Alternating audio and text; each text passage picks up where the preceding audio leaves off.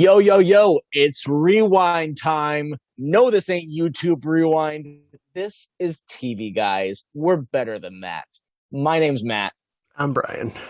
and we are talking about the past, and not just the past, but how the past has been regurgitated like a piece of food that got stuck near your uvula, triggered your gag reflex, and you made you almost throw back up until it got in that little part in your mouth where vomit could have come out, or it could swallow it back down and force its way back into your belly. That's what we're talking about today. Did you pronounce it uvula?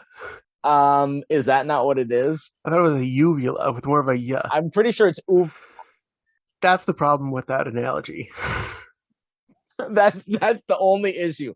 You know, there's one person who would absolutely know the answer to this and then try and shame you for being wrong. And by you, I mean maybe me. So, Paul, you can go ahead and text us and tell us which one of us is right and which one's wrong. There you go. Also, fun little bit of announcement. We now have an international listener base because I texted No way. our saddest TV moments episode to one of my old youth leaders who lives in Canada because I know she, like me, is a huge Muppets fan, and I gave her the heads up.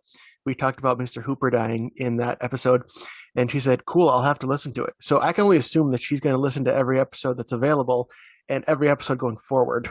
I'm certain she is going to watch every single one from here on out. That is 100% going to happen. Well, I hope she's not going to watch them because we're not putting the videos out.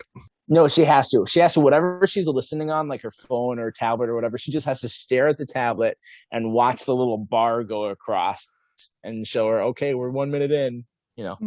It sounds safe because I listen to podcasts while I'm driving a lot. Yeah, me too. And I just stare at the phone. I don't even look at the road anymore. Okay, real quick. Last week, as I was turning like left and the car was turning right to be like right next to me. So it's kind of like, you know, he's facing one way, I'm facing the other way as he's passing me. His wheel pops off and like almost hits my car and just rolls down the street. And the guy gets out and starts like running after his wheel as it's rolling down the street. I'm like, oh, that poor guy. Oh, well, I'm going home. I didn't stop to help because, you know, I'm selfish like that. Well, and And then would you have been the able to help? second thing that happened a couple days later, what'd you say? I said, would you have been able to help? Yeah, I could have cheered him on. I could have been like, you know what? You're doing great, man. I'm here for you. The second thing that happened in the last week was I was driving behind a car, and then I see that car slowly go into the other lane and then keep going, and then going into the shoulder of the opposite lane of direction that is going on, then past the shoulder into the ditch, and then out of the ditch through a lot of grass towards like this building. And as it's heading towards this building, it gets to the parking lot of the building, and suddenly the guy who's driving it regains control, or this is my theory, I think he woke up. I think that's what happened, that this guy fell asleep, drifted across the lane into the ditch, out of the ditch, into a parking lot, almost hitting a building. I also didn't stop for that. Other people did, and I'm sure they were like, hey, are you having a heart attack or dying, or are you just asleep or texting? You know, it doesn't really whatever he's doing. I was going to try to think of a clever segue, but we're doing reboots. We're doing reboots.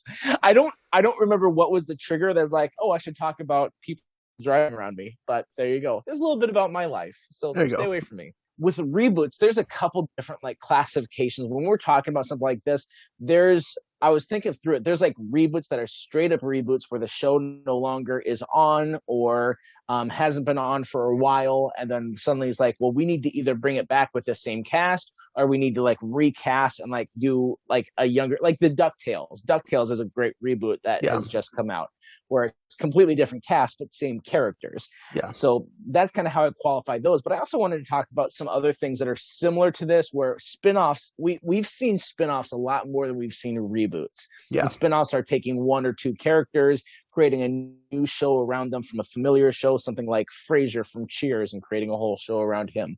Mm-hmm. And then there's the adaptations, which are like shows like Snowpiercer, that was originally a movie and then has now been adapted for the small screen, or a lot of the stuff that's on Disney Plus. So I feel like we can talk about all those different categories and some good examples and some bad examples. So Brian, I know you've got a lot of examples of some reboots. What are some reboots that are either good or terrible?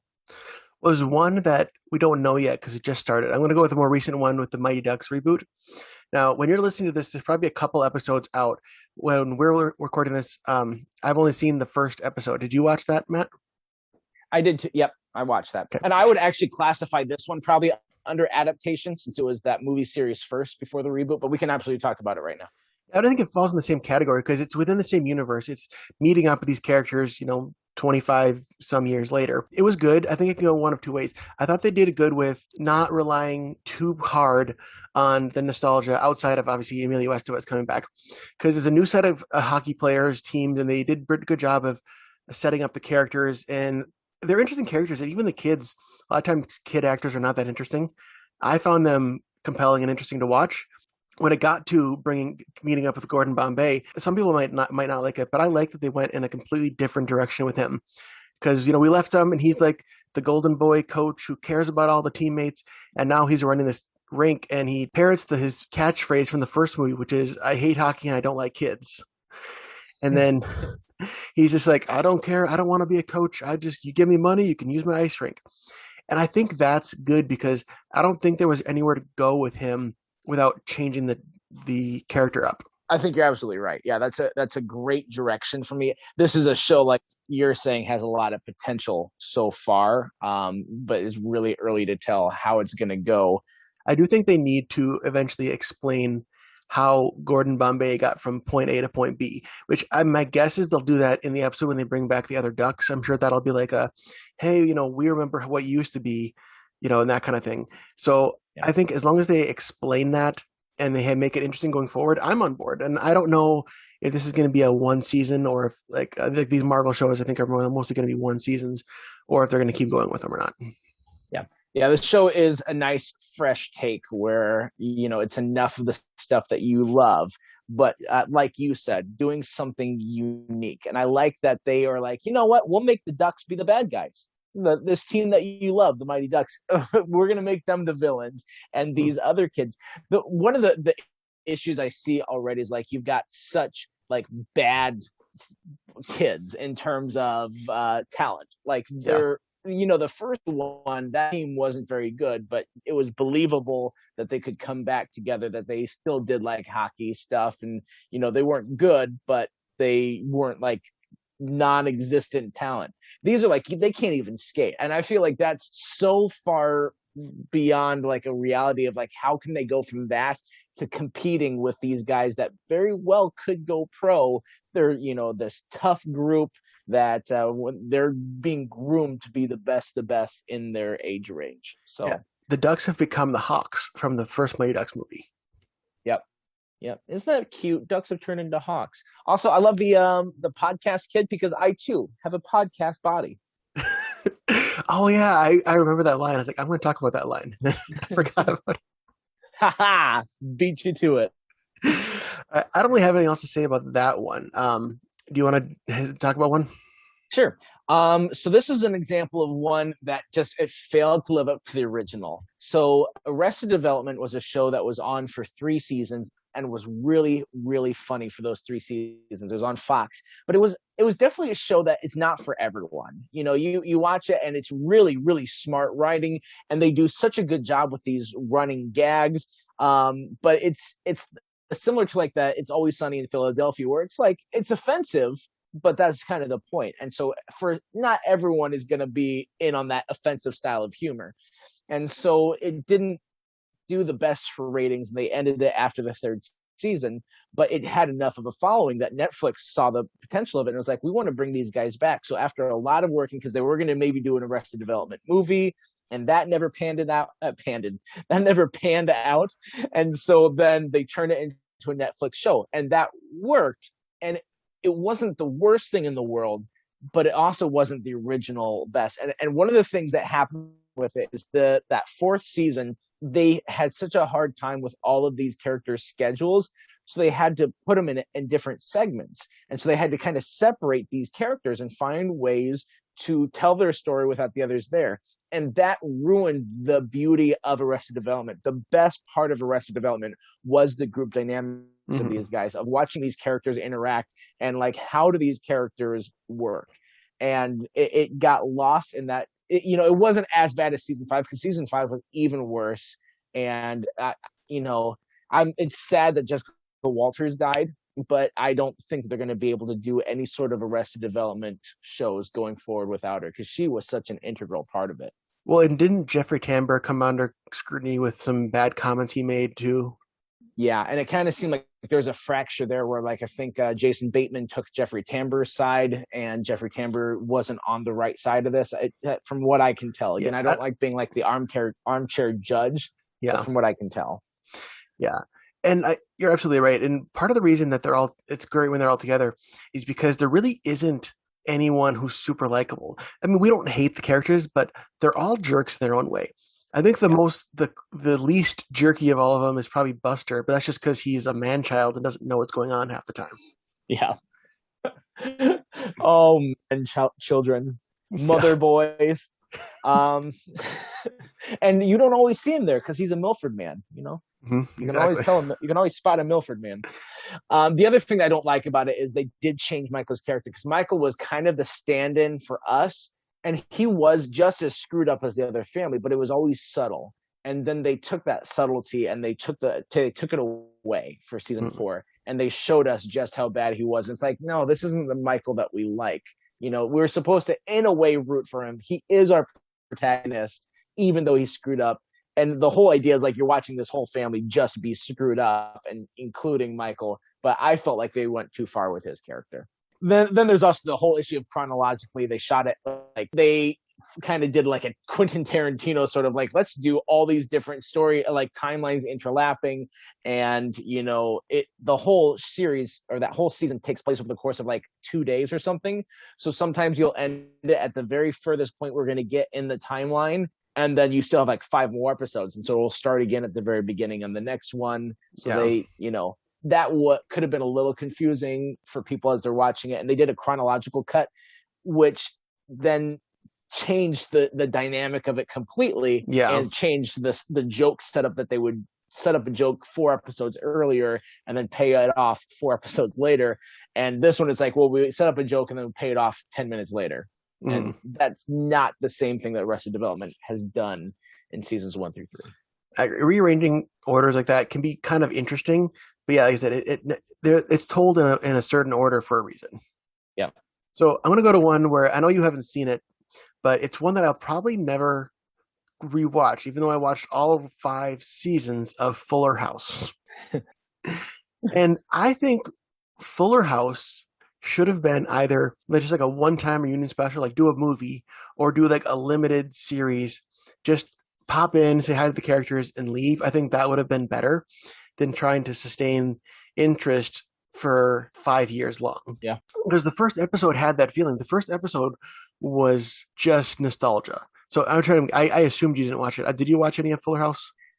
Not really. Like, Angie watched it, so I would see some clips as she was watching it, or I'd overhear it every now and then when she'd be watching it. Yeah, because the first episode was basically like, here's one of the main characters, everyone cheers, and then someone else walks in, like Uncle Jesse walks in, like, what's Uncle Jesse doing lately? And then like they all have their moment to walk in the camera, and then they all stare at the camera for like 30 seconds, it seems, when they say Michelle can't come because she's running her fashion business. And the Olsen twins are the only main characters who never come back, and I don't really blame them. Yeah. But, like, we were babies at the time. We don't have the same fond memories you guys have, okay? well, they even got the younger twins, who were even younger than the Olsen twins, who came in like the last couple seasons, Jesse and Becky's twins, Oh, who yeah. were like literal toddlers on the show. They got those guys who aren't even actors anymore to come back and say like, hey, we're here. But There's money. exactly. But one thing I don't like about it is they watered down the characters even more. So this was a cheesy, Full House was a cheesy ABC sitcom, not really believable, but they took these characters and they tried to like turn them into like one note. Like especially with Joey. On Full House, yeah, Joey was the goofy guy who watched cartoons, but he also had serious moments, and he liked hockey, and he was a radio broadcaster. In Fuller House, we're gonna throw all that away. His entire personality is that he has a woodchuck puppet. And so it's like almost every scene he's in, he has the woodchuck puppet. He's unbearably annoying. And it's like, yeah, Joey was goofy. We get it. But he wasn't this goofy. Like, he wasn't a caricature of this. And you see that also, especially with Candace Cameron, who was the DJ, who was like the main mom in Fuller House. She's very much like the overprotective, hovering mom type, and that's not at all how she was. She was your average teenager in Full House. She wasn't a nerd. Like they tried to make her the nerdy version of like Bob Saget's character Danny Tanner. They tried to make her this generation's Danny Tanner, which would be okay if it was a new character, but it's like, no, we saw you in high school. We saw that you weren't this way. And they don't do, like we're talking about with Garden Bombay, they don't go back and say, well, DJ had this experience, and that's why she's high strung now. No, they just play it off like that's how she's always been. And it's those character deviations that really make it jarring for me. Yeah, sure. What it feels like for me from the little bit that I've seen is it also feels like there was a complete tone discrepancy because the tone of the 90s Full House show wouldn't fit in our modern day audience because it was so after school special, so almost preachy. It was the things don't go wrong, but when they do go wrong, we all come together as a family and we're able to work through it strong and we're better than ever, that sort of thing. Mm-hmm. And that can be done well, but it's really hard to do it Mm-hmm. in a modern day audience. And they traded that out, from what I can tell, they traded that out for a more meta approach to some of that. And like you said, like that straight nostalgia, especially in that first episode of Breaking Fourth Wall. And it's like some of the stuff that I saw too is almost like they're like winking at the camera, like that pause as they're Mm-hmm. waiting, talking about Michelle. It's like it's so over the top and so Yeah. obvious, and it just doesn't find a footing. It doesn't work. Yeah, I agree. And they do that again. There's a Christmas or Thanksgiving episode or something like that where they're saying the family prayer and DJ says, and we hope that Michelle can join us next year. And then Jesse looks at the camera and says, come on, it'll be fun. Yeah, I think Like they're if it, probably not even watching this after this no, first episode. They probably didn't want any more of it. no, apparently they even tried to get Elizabeth Olsen because she looks enough like them. To, can you come be Michelle? And she's like, no. That's stupid. You guys are stupid. Yeah, I said I think it would have been better if it was like a one time kind of like I haven't seen it in years, but do you remember they did that with the Growing Pains? They had like the Growing Pains movie like a decade after the show ended. I think I do. It sounds familiar. I can't think of anything that happened during it, but I think I remember watching that. Yeah. Uh, I think Fuller House should have just been that one and done, and I would have been able to forgive a lot more of the nostalgia with that. Yeah. Yep. I want to talk about one that does it well, and this was recent. If you have Hulu, in the last like 6 months, I think it was, they released a new version, a reboot of Animaniacs, and Oh, I'm excited for this one. Yeah. I loved Animaniacs as a kid. It was really funny. It was like topical humor, but also for kids, and it never Mm-hmm. it never really took a stance one way or another because it did deal with like political topics. It did deal with just modern day hot button issues, and it would be able to mock everything evenly. And that's what I appreciate. I love it when shows can really, truly, if they're going to be satire, that they're truly being a satire for everything and they Mm-hmm. don't pull their punches. And so when it came back with this reboot, it kept that feeling. And so it mocks woke culture, it mocks Trump, it mocks conservatives, it mocks gun rights, like all this sort of stuff could be hot button stuff, but Yeah. it spreads it evenly across the board and it never gets like offensive. And plus there's also the jokes that like it's aimed at kids, but a lot of the jokes can go over their heads because Mm-hmm. they're not as literate about those sorts of that sort of comedy. Yeah. And so this one was hard, I think, probably to write because they're writing for our demographic who grew up on it. This is not really a kids show, but they need to Yeah. keep the feeling, and I think they did it well. All right. Yeah, I can't speak to this one because I haven't seen it yet. Is it out yet? Yep. I Okay. think that came out, I want to say like in January or February. It was over the winter months. Animaniacs is a classic. Like I don't know. It's hard for me to believe someone watched Animaniacs and didn't like it. Yeah. I as I was watching through this season, like the last episode or two was kind of like, well, I've gotten this far, I'll just finish it out. So it was it's a lot. It's not like one of those you follow it, you can binge it. It's not a binge show. So it kind of lost some steam towards the end of the season, but I'll still watch more of it. it's just a nice little, like you said, like a infusion of nostalgia that they keep that same tone that they had, and that's what's important.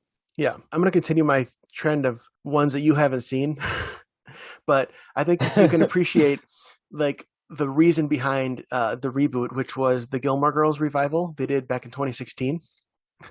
Don't I give me was that waiting for face. it. I knew it Yeah, was coming. but here's the thing: is that for one thing, they came back with a limited series. It was 4 hour and a half long episodes. So it was like 6 hours, but it was just 6 hours one and done. They don't try to stretch it out more. So they knew how much time they were working with, and I think that really worked in their favor. Yeah. And do you know anything? So you don't like the show, but do you know anything about the last season of Gilmore Girls and the final four words and all that?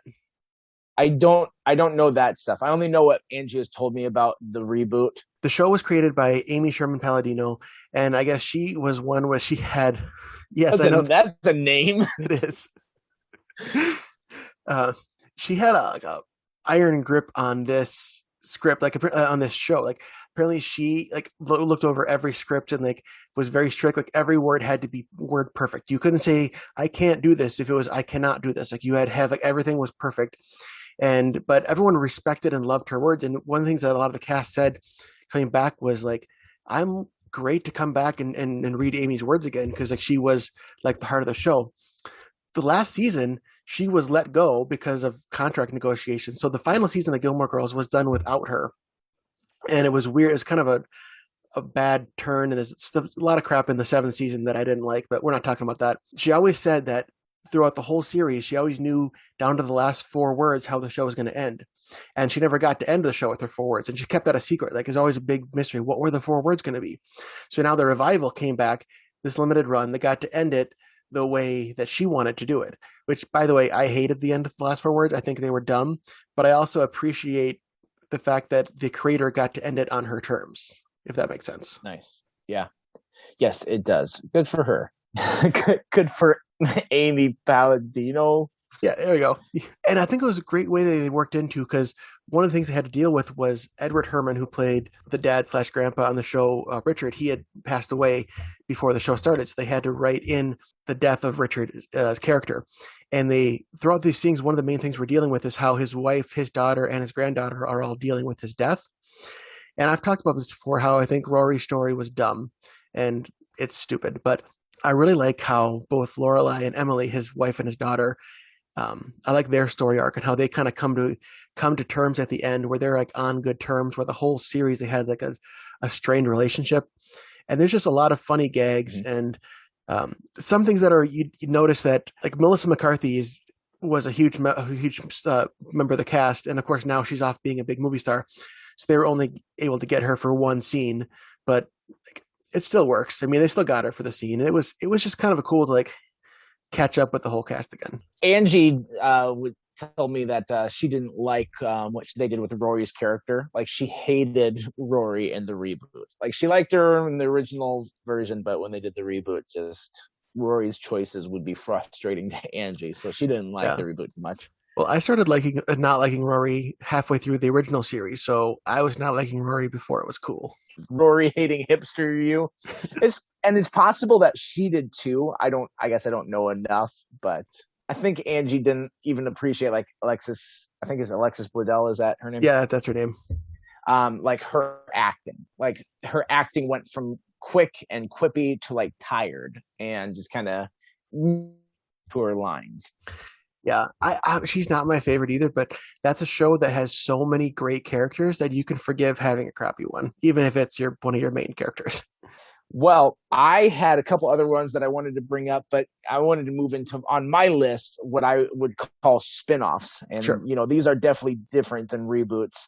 To me, one of the best spin-offs, actually the best spin-off without one of it, the best spin-off for sure is Better Call Saul. Better Call Saul is a spin-off of Breaking Bad. It takes Bob Odenkirk's character of Saul Goodman, the lawyer, and it really explores his early roots before Breaking Bad. So it's that prequel, and you know who he's going to become, and in Breaking Bad.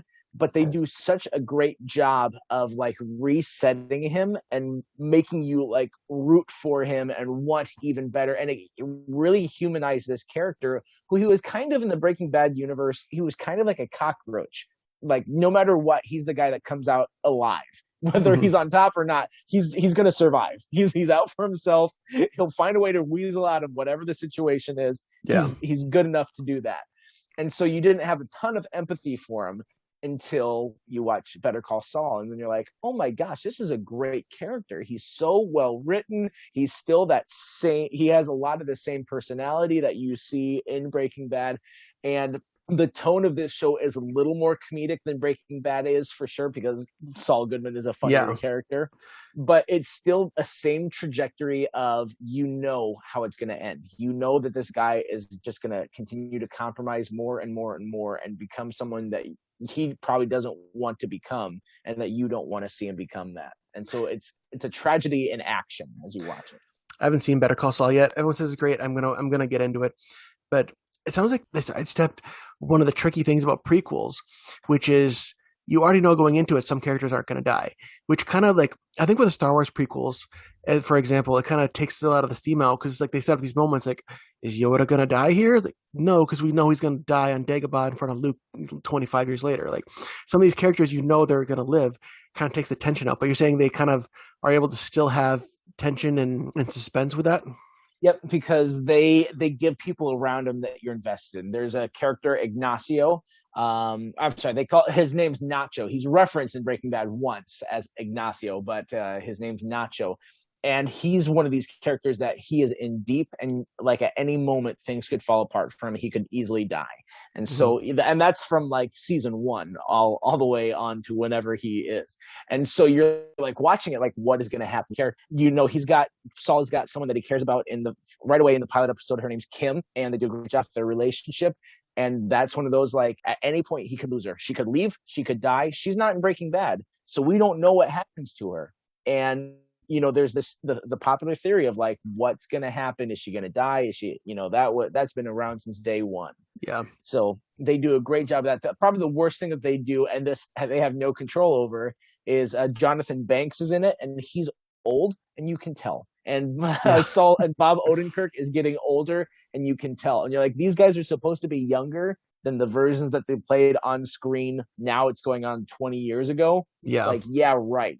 So, you know, that's the one thing that they have no control over. They just are like, we're fighting the clock. We need to wrap up. And I think they've wrapped up the post-production of the final season Oh, right now. nice. So I think that Better Call Saul is the reason that Jonathan Banks was only in season 5 of Community and didn't go on to season 6. it's very possible. I don't remember when that started and when Community ended. Maybe I think it was Breaking Bad, because I think that's when the timeline was for Community. That Which Breaking Bad's it was, by the way, do you know that there's an Easter egg where they technically killed off his character and just didn't never mention it again? Because there's an episode of Community in season 6 where you see emails, and then Annie I think had an email with the subject line "Buzz Hickey Memorial," and they never talked about it. They never mentioned it. It's just in passing in an email, like, "Oh yeah, he died."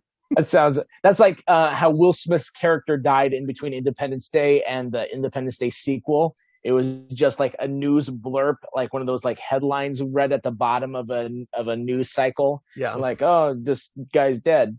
It's like, oh, that's how you kill him. Okay, great. Thanks, movie. sounds good. Um, yeah. Oh, and then the real quick with that, did you know too that the only reason why we had Jonathan Banks' character is because Bob Odenkirk's character was, or Bob Odenkirk, the actor, he was booked for something else in a scene that he was supposed to be in.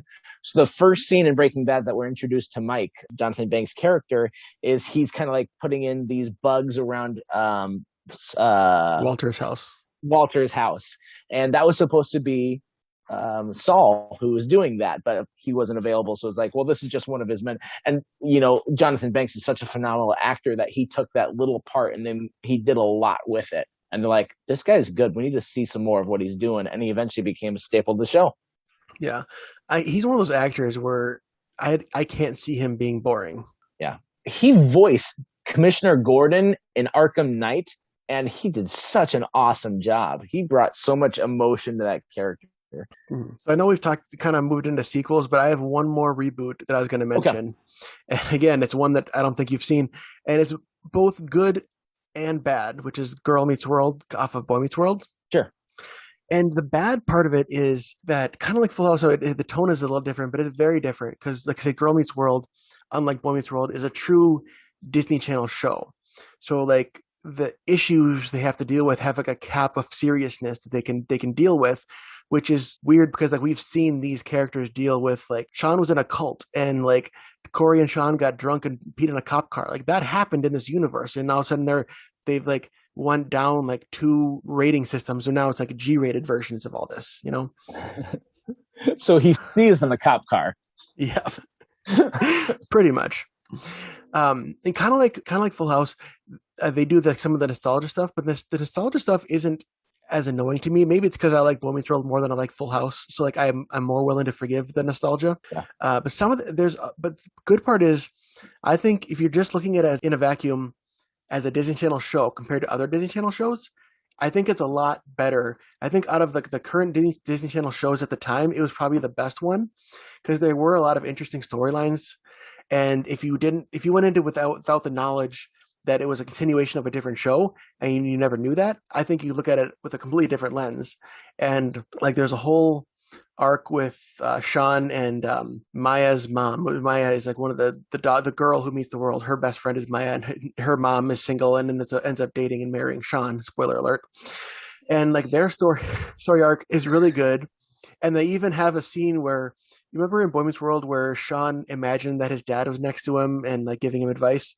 Well, they brought his dad back and did that again, where Sean's dad is giving him advice again, which is kind of cool.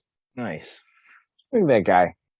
But then it's like, if for those of us who watch Boy Meets World, it's you're watching Sean's wedding, and is Sean's brother there? Nope. Is Mr. Turner there, who basically raised Sean? Nope. Are any of the Matthews there besides Corey and Topanga? Nope. Which would be forgivable, except all of the characters I mentioned are in other episodes of Girl Meets World.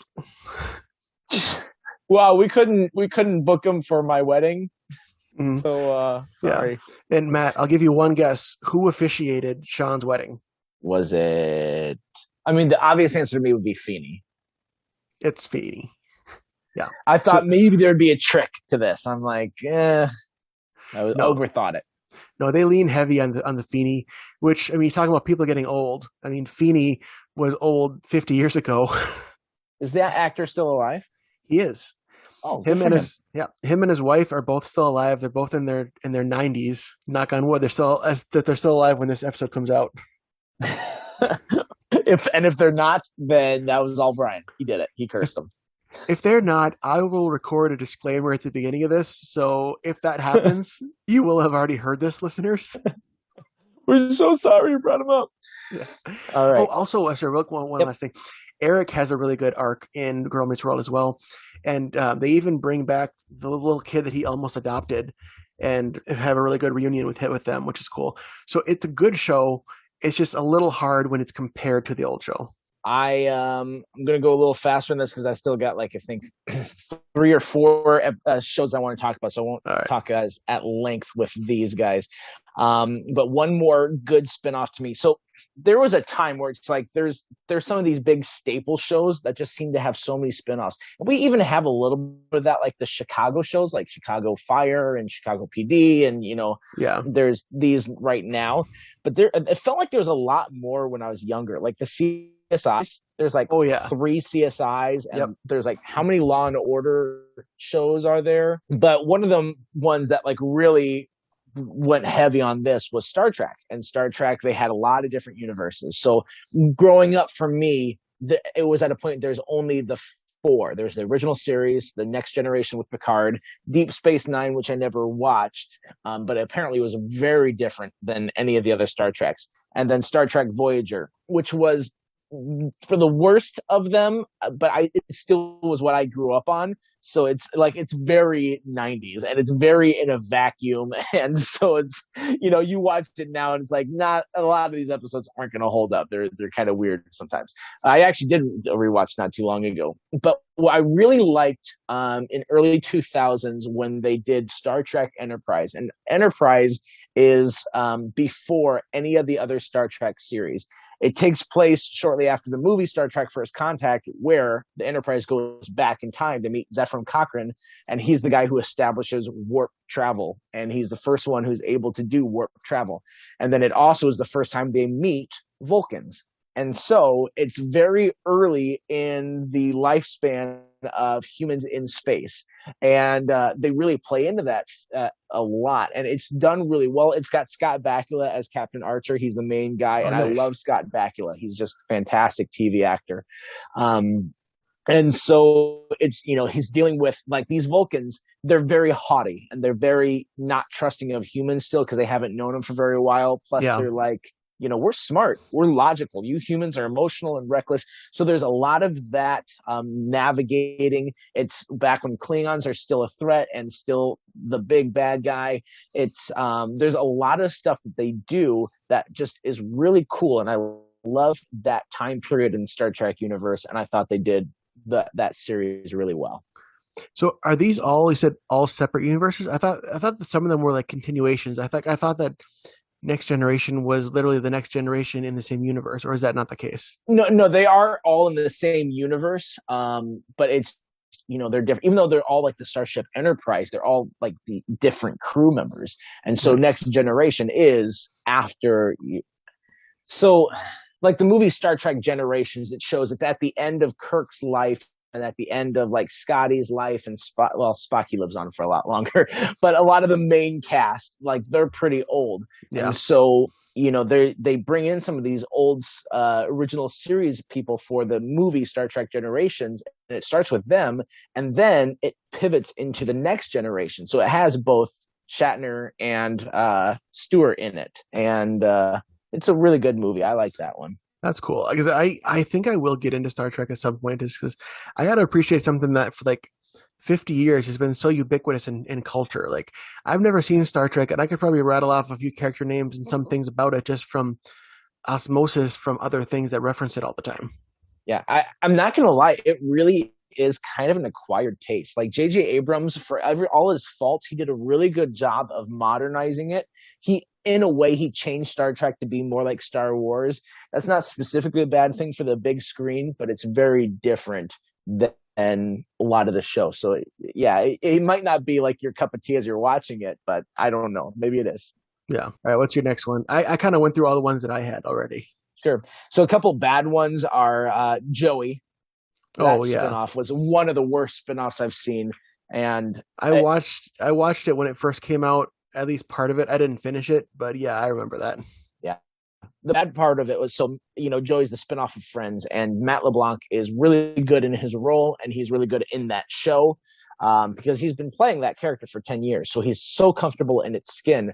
But the writers just did not surround him with good enough side characters to make an interesting show. Back to Arrested Development, Friends is one of those shows where it's like they're the best when they're interacting with each other. And when you take him and put him in a vacuum and put these other characters you don't care so much about, it's not a good recipe. Well, that's one thing that makes Friends so unique is that it went 10 years and there were no cast changes. There was only the six of them in the main cast, six of them in every episode throughout all 10 years. They didn't add anyone to the main cast. They didn't subtract anybody. It was just them.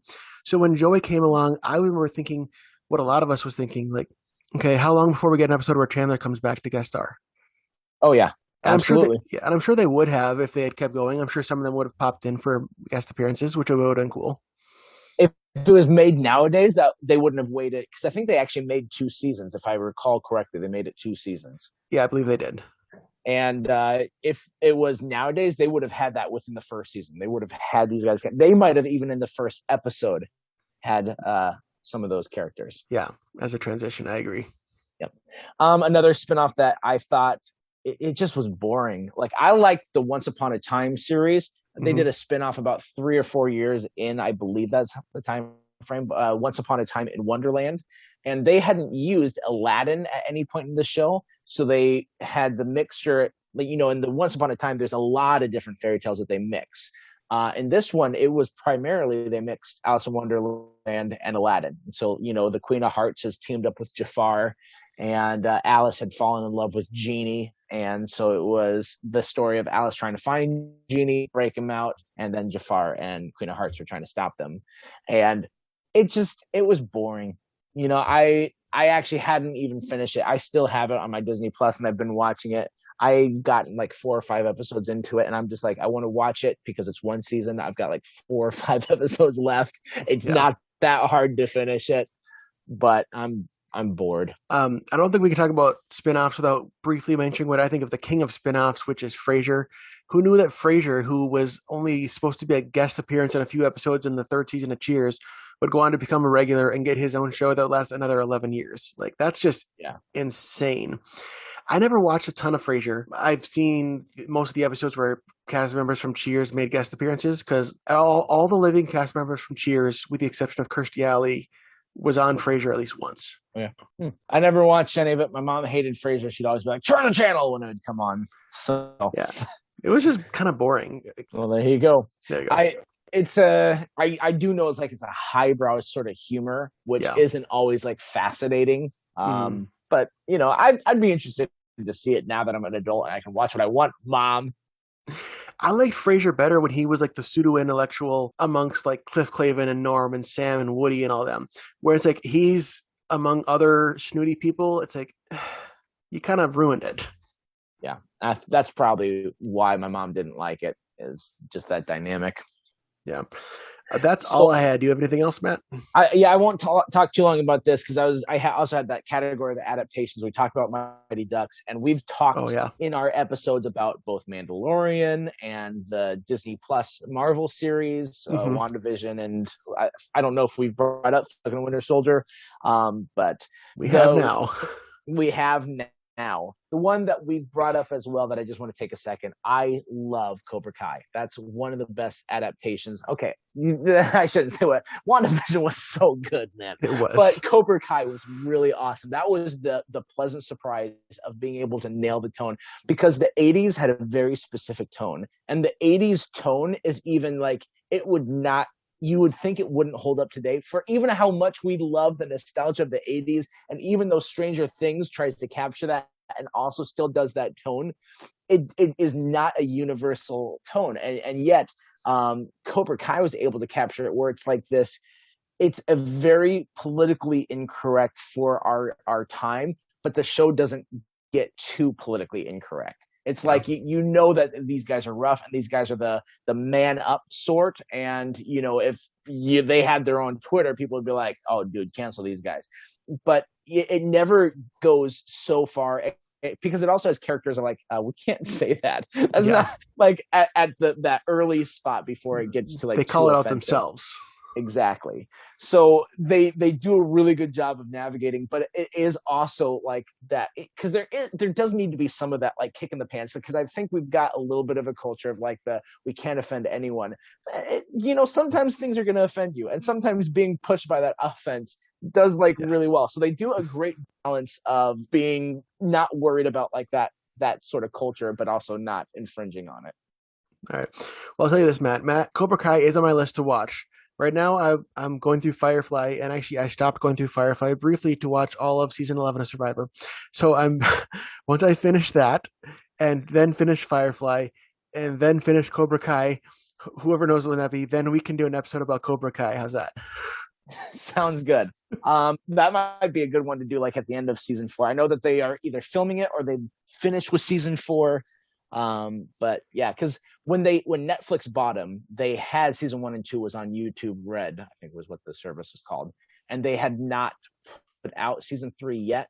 So Netflix inherited season 3 either like fully done or like fully written. I don't remember what it was. So it was quick after they put up season 1 and 2 on there. They're like, oh, by the way, season 3 is coming in a short time. So now they're like, okay, now we're actually writing it ourselves, and we are going to take the reins of this. So the Netflix writers, I don't know if they're going to be different than the writers of season 1, 2, and 3. And Netflix shows are very hit or miss. So I really hope that they don't change up what has been working for them for the first 3 seasons. Sounds good. Well, then I'll have a deadline. I'll try to be caught up, so that way when season 4 hits, we can talk about it when it's somewhat fresh. Sounds good. We could also do an episode about Survivor Guatemala if you wanted. Could we? That'll be exciting. Yeah. I'll be like, yeah, I remember that thing. Totally I do have a trivia question real quick. Okay, perfect. I looked one up about Animaniacs, but mine is probably not that great. So all right, sounds good. Let me think here. What was the trivia question last week? Was it mine Oh or no. was mine or I, yours? It was the worlds we live in. Oh, it was mine worlds we about live in. the Disney Channel dad who had a famous dad himself. That's right. His name is David DeLuise, who played the dad on Wizards of Waverly Place. His dad was Dom DeLuise, I'm DeLuise. big comedian from the way back in the day. You're right. Dom DeLuise was a big comedian. He was. He was the guy in the beginning of the Muppet movie who convinced Kermit to go off and try to be a star. Nice. Tom is the dad, David's the son. The other son, Michael DeLuise, was a recurring star on Gilmore Girls. Oh, nice. Yeah. And just because it Yeah. makes Matt mad, this week's trivia is about Gilmore Girls. I'm leaving. I'm done. All right, guys. This has been. No, go ahead. All right. So, I talked about how on Gilmore Girls, the scripts had to be like word perfect and everything was perfect. They actually had a guy on set through almost all of it. And he actually made guest appearances here and there and in the revival, where his job was to run the lines with the actors, get them up to speed, get them to like have he was like their vocal coach, where he got them to memorize their lines, say it right. And they all said like we could not have made the show without this guy. He was like a godsend. That guy, who was their script whatever guy, also was on Disney Channel as a famous authority figure in one of the Disney Channel shows. Yep, him. I know exactly who we're talking about. So well, I think you know. I think you know this guy from Disney Channel. I might. You've got like such a deep track here of this trivia. Like this is like 3 levels deep for trivia. Yeah. So good luck. Here, I'll give you guys an easy one since I looked up something for Animaniacs. Here's a really easy one. Executive producer of Animaniacs is a very famous director. Who is that guy? I mean, it's pretty easy. You should know that one. If you know anything about Animaniacs, you'll know who I'm talking about. Is it Matt Rodenberg, the director of Jeremy? It is, and the director of Kairos, which popped up on our recent memories not too long ago. You don't know what we're talking about? You're welcome. Hey, Jeremy was actually good if we had better sound balance issues. If we could navigate that instead of having to turn it up and down to balance out the volume. Also, you cast me as a boomer when I was like 22. Yeah, you are a boomer. According to my son, I am. Excuse me, you have a teenage son. You are a boomer. That's okay. Valid point. I win. All right. Well, it's been fun. Next week, we are talking about some of your guys' favorite show, Parks and Rec. It's a great TV show. We've talked about this before. We're going to talk about some of the better side characters, the characters that are not in the main cast. Who are they? Who are your favorites? So let us know ahead of time, and we'll see. Well, I am. This has been TV, guys. I'm Matt. I'm Brian. And we are not screwing up the ending. Stay tuned and keep watching.